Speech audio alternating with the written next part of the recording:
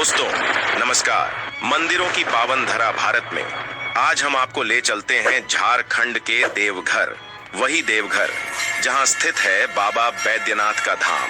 अब ये तो हम सभी जानते हैं कि देवघर मंदिर द्वादश ज्योतिर्लिंगों में से एक है, लेकिन इसके अलावा यह मंदिर एक प्रमुख शक्तिपीठ भी है, क्योंकि माना जाता है कि यहाँ माता सती का हृदय गिरा था। भगवान शिव और देवी पार्वती दोनों की उपस्थिति इस तीर्थ स्थल को और अधिक महत्वपूर्ण बनाती है। भगवान शिव को समर्पित ये पवित्र स्थल लाखों श्रद्धालुओं को अपनी ओर खींचता है। लेकिन क्या आप जानते हैं, वैद्यनाथ ज्योतिर्लिंग एक शमशान भूमि पर स्थित है? जी हाँ दोस्तों, आपने बिल्कुल सही सुना है।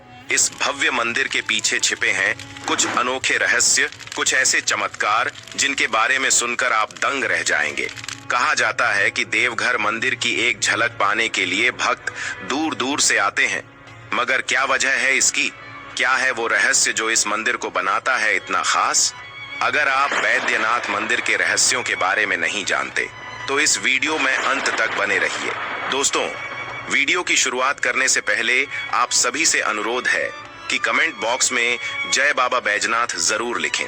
श्री वैद्यनाथ धाम झारखंड राज्य के जसीडीह नामक स्थान पर स्थित है। यह तीर्थ देवघर के रूप में विख्यात है। बैजनाथ धाम अत्यंत प्राचीन ज्योतिर्लिंग है जो अनादिकाल से यहाँ विद्यमान है। इसे द्वादश ज्योतिर्लिंगों में से 9वां ज्योतिर्लिंग माना जाता है। इस ज्योतिर्लिंग की उत्पत्ति की कथा बड़ी ही रोचक है। शिव पुराण में वैद्यनाथ ज्योतिर्लिंग से जुड़ी एक कथा वर्णित है। इस कथा के अनुसार लंकापति रावण ने भगवान शिव को प्रसन्न करने के लिए कैलाश पर्वत पर जाकर कठोर तपस्या की, परंतु जब शिव जी प्रसन्न नहीं हुए तो उसने एक एक करके अपने सिर शिवलिंग पर चढ़ाना शुरू कर दिया। जब रावण ने 9 सिर चढ़ा दिए और 10वां सिर काटने ही वाला था, तभी देवों के देव महादेव रावण की अटूट भक्ति से प्रसन्न होकर स्वयं प्रकट हुए और उन्होंने रावण के सभी 10 सिरों को पुनः जोड़ दिया और उसे वरदान मांगने को कहा। रावण ने भगवान शिव से प्रार्थना करते हुए वर मांगा कि वे उसके साम्राज्य लंका में स्थायी रूप से निवास करें। साथ ही उसने यह भी वरदान मांगा कि वह भगवान का सबसे बड़ा भक्त बन जाए। भगवान शिव ने रावण की प्रार्थना स्वीकार करते हुए एक शर्त रखी। उन्होंने कहा कि वे ज्योतिर्लिंग के रूप में लंका जाएंगे, लेकिन भगवान शिव ने रावण को यह चेतावनी दी कि यदि वह रास्ते में शिवलिंग को जमीन पर रखेगा तो वह स्थायी रूप से वहीं स्थापित हो जाएगा, और ऐसा ही हुआ। रावण भगवान शिव की कृपा से प्रसन्न होकर ज्योतिर्लिंग को लेकर आकाश मार्ग से लंका की ओर चल पड़ा। लेकिन देवतागण नहीं चाहते थे कि भगवान शिव का प्रतीक दानवों के राज्य लंका में स्थापित हो। देवताओं ने अपनी योग शक्ति का उपयोग करते हुए रावण के पेट में तीव्र दर्द पैदा कर दिया, जिसके कारण उसे लघु शंका के लिए धरती पर उतरने को मजबूर होना पड़ा।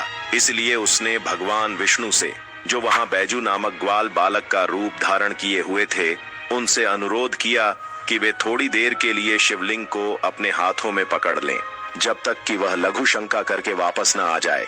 वास्तव में वरुण देव, जल के देवता, रावण के पेट में प्रवेश कर गए थे, जिसके कारण वह अनियंत्रित रूप से मूत्र त्याग करने लगा कि उससे एक विशाल तालाब बन गया। यह तालाब, जो रावण के मूत्र से बना माना जाता है, आज भी बाबा वैद्यनाथ धाम मंदिर के पास अपनी मूल स्थिति में मौजूद है, और यह तालाब आज भी रावण तालाब के नाम से जाना जाता है। दोस्तों, क्या आपने यह तालाब देखा है? कमेंट करके जरूर बताइएगा। इस बीच ग्वाल बालक बने भगवान विष्णु ने शिवलिंग को भूमि पर रख दिया, जिससे शिवलिंग वहीं स्थापित हो गया, और इस तरह यह ज्योतिर्लिंग बाबा बैजनाथ धाम के नाम से प्रसिद्ध हुआ। वापस आने पर बलशाली रावण ने शिवलिंग को उठाने का प्रयत्न किया, पर वह तो धरती में गहराई तक स्थापित हो चुका था।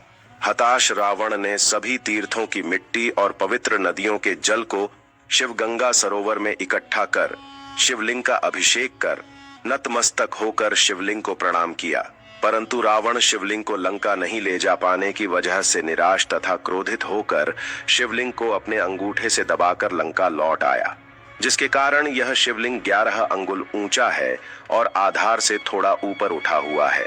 इस शिवलिंग पर आज भी रावण के अंगूठे का निशान देखा जा सकता है।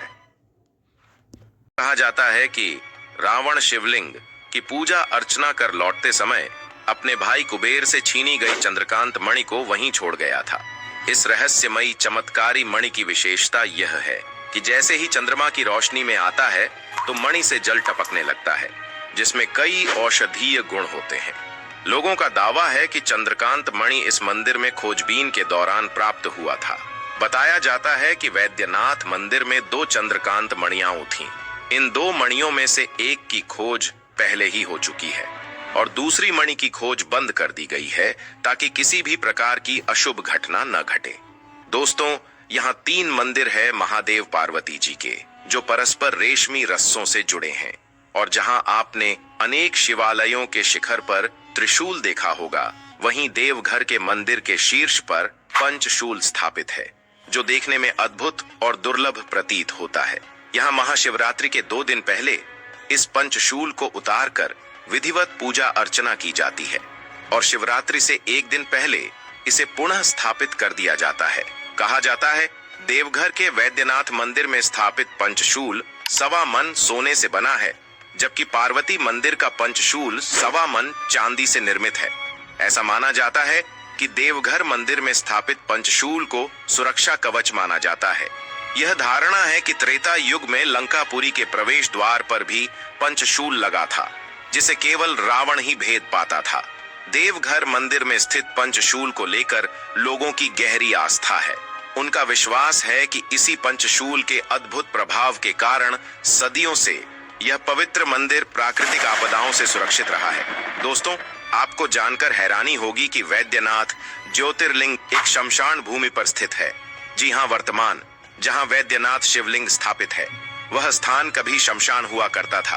पद्म पुराण और शिव पुराण में वर्णित है कि भगवान विष्णु ने रावण से छल से शिवलिंग प्राप्त कर यहाँ स्थापित किया था, जबकि भगवान श्री हरि ने रावण से शिवलिंग को वर्तमान मंदिर से 6 किलोमीटर दूर हरला जोड़ी स्थान से लिया था। लेकिन शिवलिंग को वहीं स्थापित क्यों नहीं किया गया? इसके पीछे की एक अद्भुत कथा है। पौराणिक कथा के अनुसार दक्ष प्रजापति ने यज्ञ का आयोजन किया, जिसमें उन्होंने अपने दामाद भगवान शिव को आमंत्रित नहीं किया। अपमानित महसूस करते हुए माता सती ने यज्ञ स्थल पर ही आत्मदाह कर लिया। दुखी और क्रोधित भगवान शिव ने सती के मृत शरीर को उठा लिया और तांडव नृत्य करना शुरू कर दिया।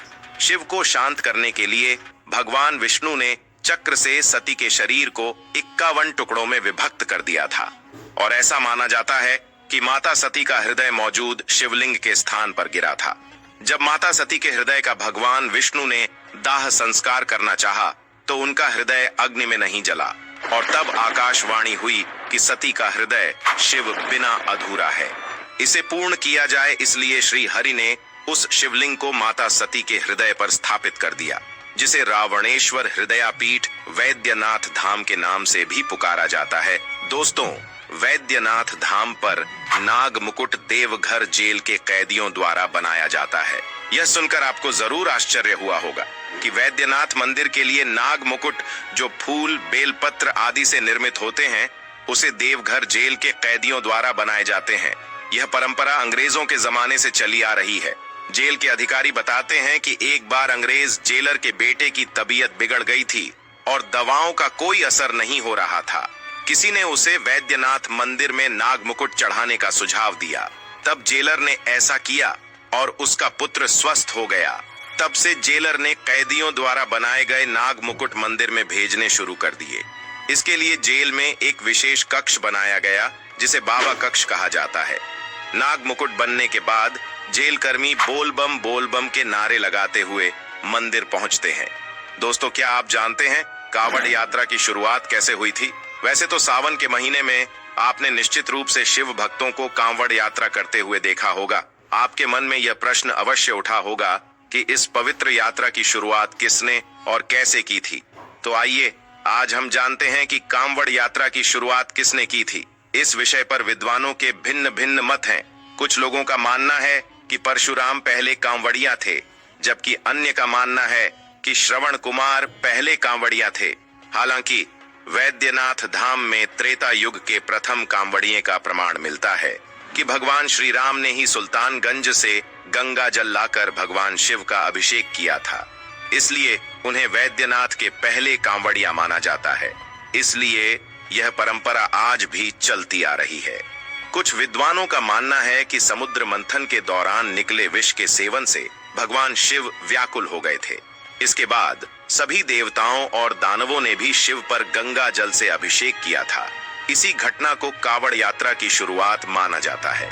दोस्तों, वैद्यनाथ धाम तीर्थ कुष्ठ रोग से मुक्ति के लिए अत्यंत महत्वपूर्ण माना जाता है। मंदिर से कुछ दूर एक तालाब स्थित है जिसमें लोग कुष्ठ रोग से मुक्ति की आशा लेकर स्नान करते हैं। बैजनाथ देवघर को मनोकामना पूर्ण करने वाला तीर्थ माना जाता है क्योंकि यहाँ पर 12 ज्योतिर्लिंगों में से एक बाबा बैद्यनाथ का मंदिर स्थित है और साथ ही यहाँ पर माता का शक्तिपीठ भी है।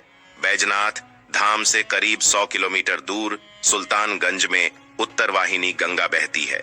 ऐसी मान्यता है कि यहाँ से गंगा जल लाकर बैजनाथ धाम में भगवान शिव पर चढ़ाने से मनोवांछित फल प्राप्त होते हैं। दोस्तों, ये जानकारी अच्छी लगी तो वीडियो को लाइक करके कमेंट बॉक्स में जय बाबा बैजनाथ जरूर लिखें।